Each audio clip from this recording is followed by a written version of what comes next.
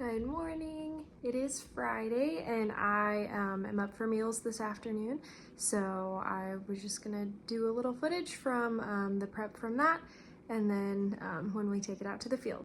Meet the Peterson family. Our dad, the three Peterson brothers, and our families farm together in central Kansas.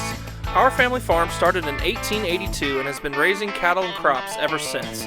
Please subscribe to this channel and give us a like and a comment if you enjoy the video.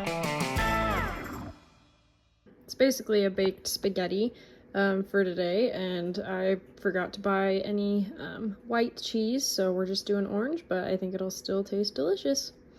I got them both in the oven. Forgot to mention I made a dessert. I've never made it before, but it's like a brown sugar bars or whatever. So yeah, we'll see how that turns out too. I kind of forgot that I didn't have any eggs. So I Googled, if there were any like egg substitutes so that I didn't have to run to the store. And it said either plain yogurt or buttermilk. And I happen to have some buttermilk. So we'll see if the substitution was worth it or if I should have just gone to get eggs. Brighton is napping, which is really convenient for me because she gets frustrated when I'm busy baking in the kitchen and she is wanting to be played with. So I always love it when naps coincide with when I'm trying to get stuff done. All right, it's a new day. We have mowed off this entire double crop soybean field. Nathan's on the last strip over there. We've just got one more strip over on this side.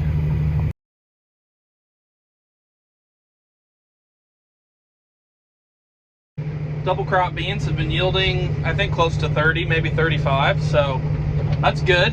They had some water on them. This field, it ran out of water just like our full season irrigated soybean field. But the difference is that the double crop soybeans were planted later, and so when they ran out of water, the heat didn't affect them like it affected the full season beans. So the full season beans were pretty disappointing for an irrigated yield. Whereas here, this is what we would expect from irrigated double crop soybeans. So we got a nice wheat crop off of this field, planted it to beans in July, or late June, and now we're getting a nice soybean crop off of it. So this is an example of farming in central Kansas. If you have water, a double crop's a good way to go. And a lot of times, all of our acres have water when it rains, and we have a lot more successful double crop.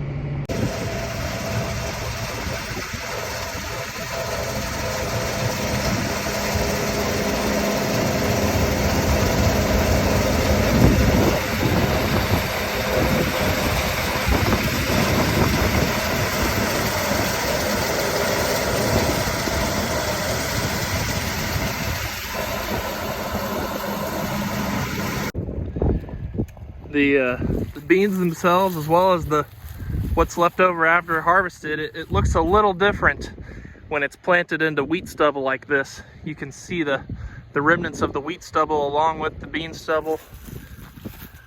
Maybe it's kind of hard to see unless you look up close, but there's wheat stubble there and there's beans, and it all goes through the combine. So just a little more residue after you're done taking it off. There comes Nathan with the other combine. I'm gonna go get a load from Kendall.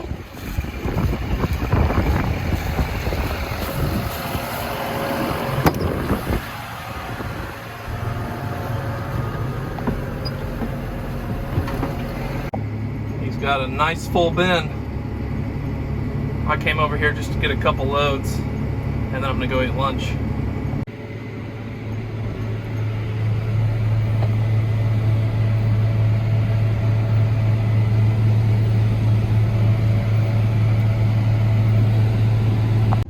We got almost everybody fed, and I didn't take any video because I got sidetracked. But I think we're just waiting on Nathan, and then we'll be headed home. So we were just feeding Brighton a little bit of food here while we wait. And overall, I think it all turned out really good, and I think it was another successful meal delivery. What do you think? You like to be in the front and play with the steering wheel, huh? It's so shiny. Brighton got a good nap in, so that was also good. Always a successful day when we have good naps. Yeah.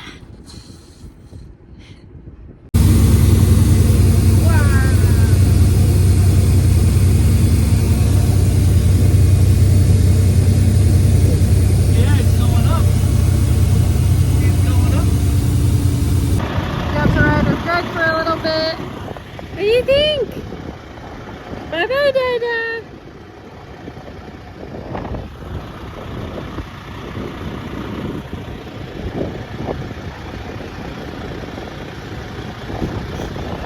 Good job. Well, we made it back home and Brighton did a great job. We're just finishing up our lunch now that we're back home. And the verdict on the brown sugar, I guess they're technically like brown sugar blondies, I think is what the recipe said. Hi. Is with the buttermilk substitution is that I think they turned out pretty good. So it's a pretty handy little trick there if you end up, yeah, not having any eggs, but you do have buttermilk. It worked out pretty well with this recipe, so. I beat him at his own game. Nathan always wants to win the lights game. All right, it's a new day. We're heading to a new field. Nathan's finishing up our last wheat field right there. Just a couple passes left. We drilled most of it. He's gonna finish it up probably in the next hour. And we are done with our full season beans. We're going to a neighbor's field to cut some beans for him. So we're done with our full season beans, but we're moving on to some custom work, and then we'll switch over to Milo. There it is. The last wheat field of ours is drilled for 2022, whatever year it is. I got a field to drill for our uncle, and we might do some cover crops. I would love it to rain. And we haven't even cut the Milo, and it would be after Milo, so.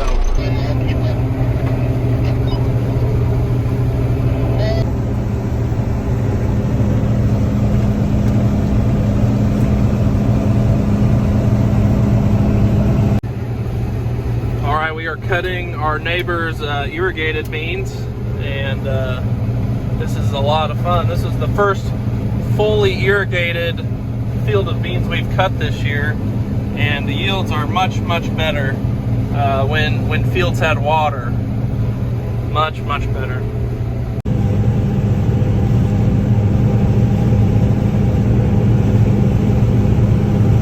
Here you can see what we drilled at the end of September. This is actually a cover crop of triticale. We're gonna graze with cows and calves, I think. If we get another rain, it will have some good growth to graze for sure.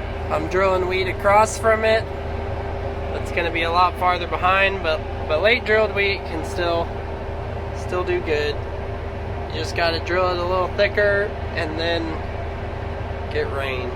I'll tell you right now that if all of our wheat after beans does kind of poor, because if it continues to stay dry, then Dad's gonna wonder why on earth I drilled triticale after this chopped corn into moisture and not wheat. But that field needed to stay out of wheat another year, and so like normally our rotation, well anyways, we did what we did because I was gonna put it to wheat next year, so I believe it will work. But it is kind of annoying to see a cover crop green and looking really good and all of our wheat still in dry ground. But at that point, it looked like we might have moisture to drill into behind beans. But then the beans kind of used that rain, and now we're in dry ground. But we got a chance of rain, and it would sure be a good one.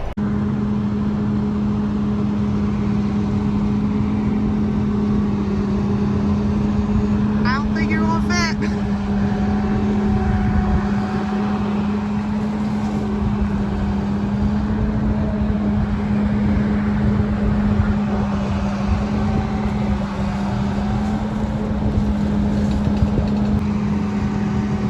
Take two.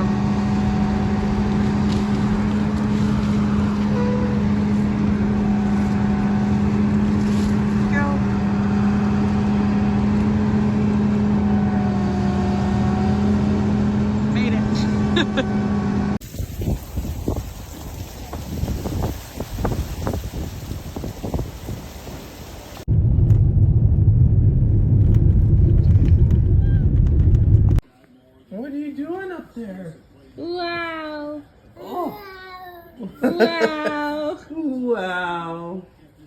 All right, it is Sunday, and what you see on the horizon there, those are not clouds. That is dust. It has been blowing 30 to 40 mile per hour wind all day today with like 50 mile per hour gusts. We lost a roof off of one of our sheds at the home farm. It was an old shed, but... Well, it's Monday morning. All the wind on Saturday night and Sunday did blow in rain, but it also toppled one of our sheds. After an hour of chores, my tractor is finally all the way wet. So I've got a little bit more than sprinkles now. You can see I'm walking in a cattle pen, and the cattle can still kick up dust even though the ground's all wet. So we got a lot of dust to fix with some rain here.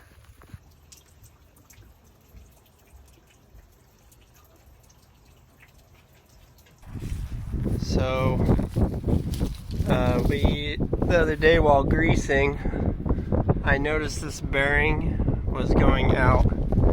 It's what carries the straw walkers. There's one in each wall. And I noticed it from the inside first that the seal was gone. And since there was a chance of rain, we've been watching it and kept cutting.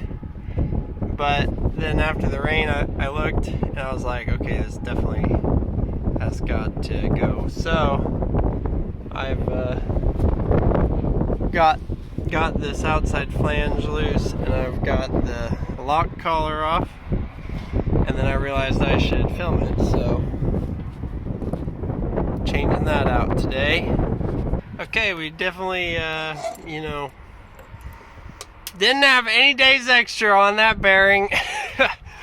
Oh my goodness.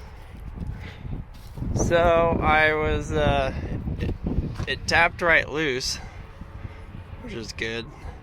But I'm wondering how much help I'm gonna need to get this whole thing lifted back up and back in there. So might have done it. Dad, come help me. Oh, now you're gonna get stuck again. Okay, gotta put the phone down. A lot of times we don't film breakdowns because we're, trying to get them back together and in a rush. The other reason would be I like to focus on what I'm doing and make sure, I don't miss a step.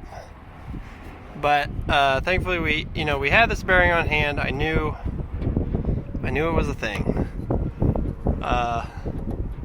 So this side is going to go on the outside.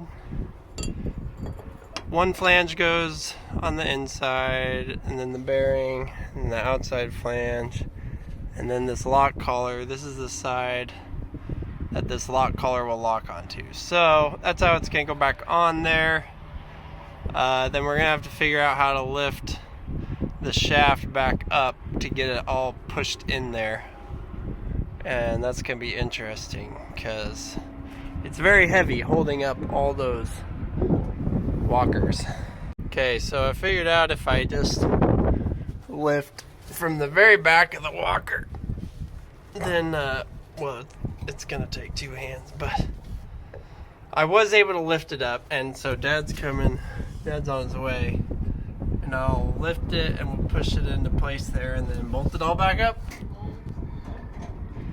So I didn't have a good sized block, but we had this old paint can propped up this walker, and I'm just chilling inside the combine while Dad gets the bolts in, because I thought I could lift from in here better, but Lift up a little bit. yep. Okay, all done. Good as new. I thought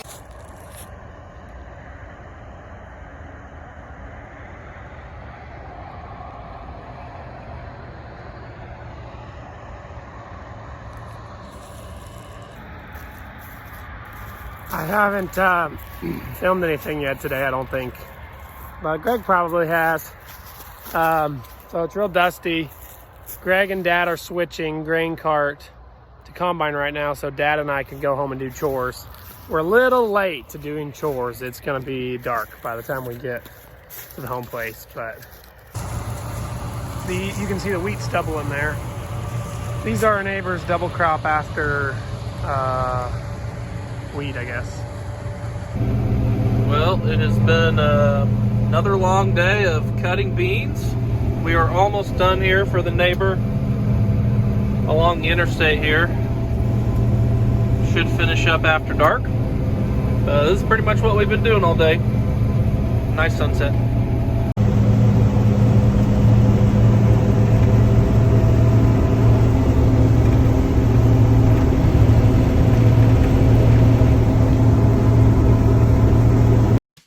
Thanks for watching, everyone.